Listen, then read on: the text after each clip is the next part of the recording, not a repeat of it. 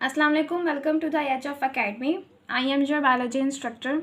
Today topic for discussion is final topic of chapter number 2, solving a biological problem. And topic name is data organization and analysis. What is data and how data is organized and how data is analysis. इस topic में हमने ये सब कुछ discuss करना। तो चलिए अपना टॉपिक हम स्टार्ट करते हैं। इससे पहले मैं आपको ये बता दूं कि जो टॉपिक है इस टॉपिक में बेसिकली 3 शॉर्ट क्वेश्चंस मिलेंगे और एक एमसीक्यूज, और ज़्यादा कुछ नहीं है इस टॉपिक में। तो देखते हैं ज़रा। पहली बात तो ये कि जो डाटा ऑर्गेनाइजेशन है, डाटा एनालिसिस है, या बायोलॉजिकल मेथड का बहुत ही इम्पॉर्टेंट स्टेप है। दूसरी बात हमें ये जानना है कि जो डाटा है वो असल में होता क्या है।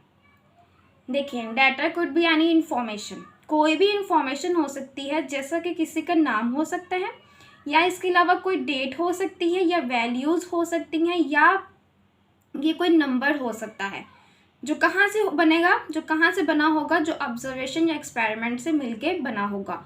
What is data? The informations such as names, dates are values made from observations and experiments is called data. इसको हम क्या नाम दे देंगे? हम नाम देंगे इसको डाटा का। अब सेकंड पॉइंट ये है कि डाटा को ऑर्गेनाइज कैसे किया जाता है। तो अगर हम बात कर लेते हैं हाइपोथेसिस की, तो हाइपोथेसिस जो एक जनरल स्टेटमेंट होती है, हम बात कर लेते हैं डाटा ऑर्गेनाइजेशन की। हाइपोथेसिस की दो हाइपोथेसिस जो एक जनरल स्टेटमेंट होती है, ऑब्जर्वेशंस, एक्सप्लेनेशंस होती हैं, इसको असल में टेस्ट करने के लिए हम डाटा को ऑर्गेनाइज करते हैं। डाटा जो हमारे पास मौजूद है, डाटा को क्या करेंगे? ऑर्गेनाइज करेंगे, ताकि हमने जो हाइपोथेसिस बनाया है इस हाइपोथेसिस को टेस्ट किया जा सके। और जो साइंटिस्ट होते हैं वो इस डाटा कलेक्शन मेथड का भी, इसको डाटा कलेक्शन मेथड का भी नाम बताते हैं कि डाटा के हाइपोथेसिस को टेस्ट करने के लिए डाटा को किस तरह से कलेक्ट किया गया है, इसका मेथड क्या होता है। अब डाटा को ऑर्गेनाइज कैसे किया जाता है, ये आपके लिए एक इम्पॉर्टेंट है। फर्स्ट इम्पॉर्टेंट टर्म ये थी कि what is data, and the second important term ये है कि how the data is organised. Data को ऑर्गेनाइज किया जाता है इन डिफरेंट फॉर्मेट्स में, ठीक है। जैसे कि ग्राफिक्स की फॉर्म के अंदर, टेबल्स की फॉर्म्स में, या फ्लो चार्ट्स की फॉर्म में, या मैप्स की फॉर्म में, डायग्राम्स की फॉर्म के अंदर हम क्या करते हैं? डाटा को ऑर्गेनाइज करते हैं। तो आपने ये टर्म लाजमी लिखनी है। इसके बाद आपने बताना है कि जो डाटा का ऑर्गेनाइजेशन होता है ये इम्पॉर्टेंट होता है किसी भी हाइपोथेसिस को टेस्ट करने के लिए, ठीक है। नेक्स्ट वन इज डाटा को एनालाइज कैसे किया जाता है। देखिए ज़रा, अब डाटा को एनालाइज कैसे करना है। मैंने आपसे ये कहा कि हम हाइपोथेसिस को टेस्ट करने के लिए डाटा को ऑर्गेनाइज करते हैं। हमने हाइपोथेसिस को प्रूफ करना है कि क्या वो हाइपोथेसिस हमारे पास ठीक है या नहीं है, उसको प्रूफ करना है या डिसप्रूफ करना है।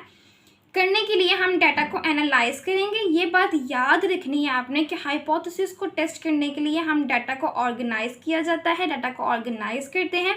लेकिन जो डाटा एनालिसिस होता है, डाटा एनालिसिस का मतलब ये होता है कि आपने टेस्ट करने के बाद ये बताना है कि जो हाइपोथेसिस है आपके पास वो ठीक है या फिर ठीक नहीं है।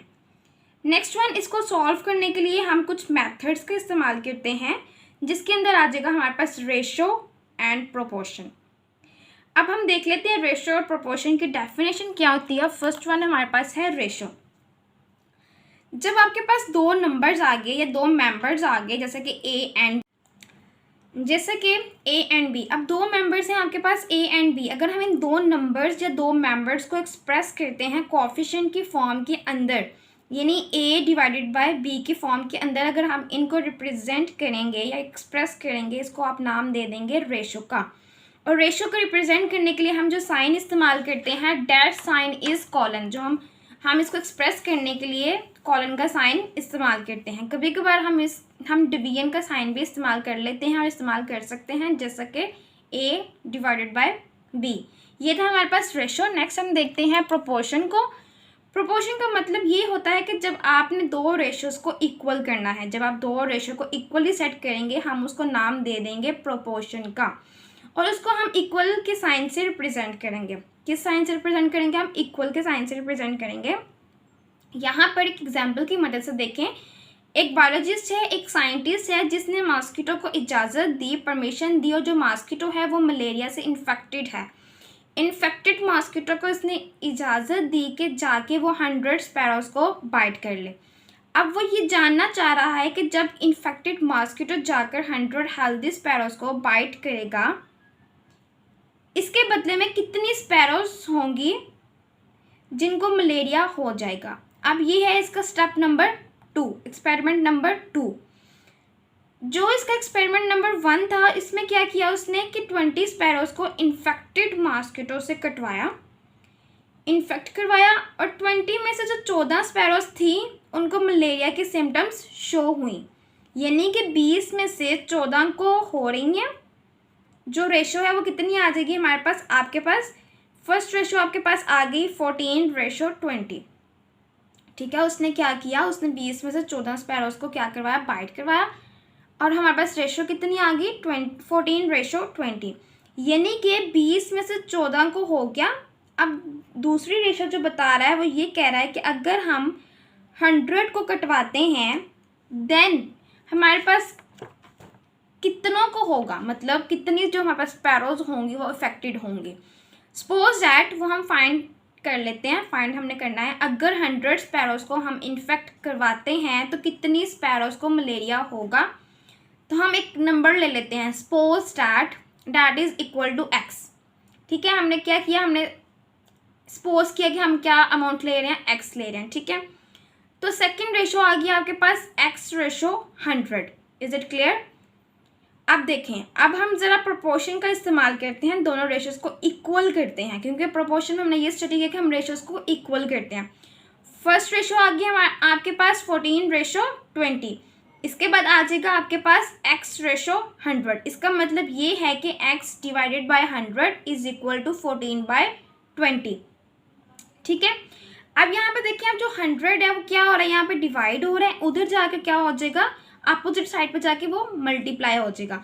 तो कुछ इस तरह से आपके पास इक्वेशन बन जाएगी 14/20, मतलब 14 divide by 20 multiply by 100 is equal to x।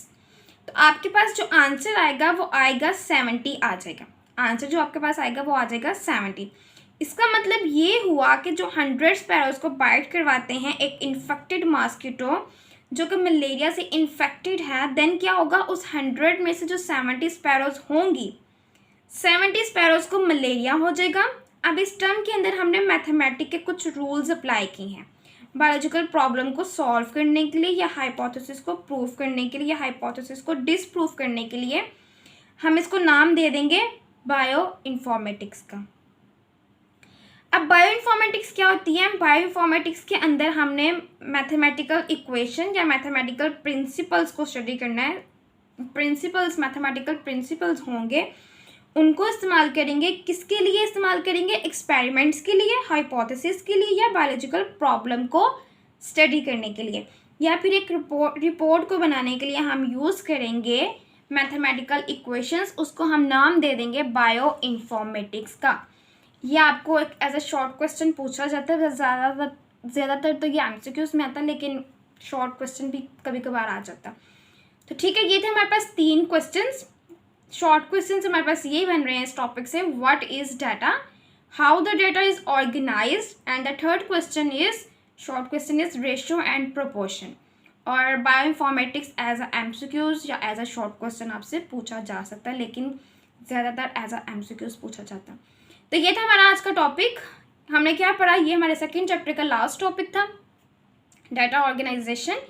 इसमें हमने क्या स्टडी किया, इसमें सबसे पहले हमने ये देखा कि डाटा क्या होता है हमारे पास, फिर हमने ये देखा कि डाटा ऑर्गेनाइजेशन क्या होती है, हम डाटा को एनालाइज कैसे करते हैं, फिर हमने स्टडी किया कि रेशियो और प्रोपोर्शन क्या होती है हमारे पास। प्रोपोर्शन में हमारे पास एग्जाम्पल्स थी, हमने उसको स्टडी किया। देन हमने ये स्टडी किया कि बायो इन्फॉर्मेटिक्स क्या होता है। तो ये था हमारा आज का टॉपिक। आई होप कि आपको लेक्चर बहुत अच्छे से समझ आ गई होगी, और ये भी समझ आ गया होगा कि डाटा क्या होता है, डाटा ऑर्गेनाइजेशन क्या होती है, और डाटा को हम एनालाइज कैसे करते हैं, और रेशियो प्रोपोर्शन हम क्या करते हैं।